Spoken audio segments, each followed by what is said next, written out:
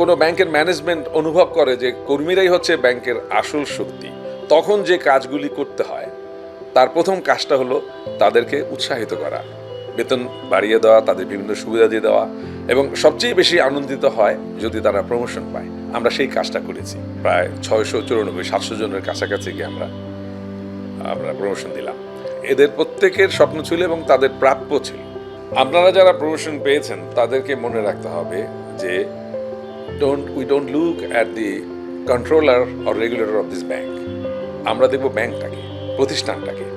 আমরা এই প্রমোশন দেওয়ার পিছনে, স্যালারি বাড়ানোর পিছনে একটাই উদ্দেশ্য, যে কর্মীরা যে ব্যাংকটাকে ওন করে এই ফিলিংসটা তাদের ভিতরে ঢোকানো, তারা যাতে প্রোঅ্যাক্টিভ হয়।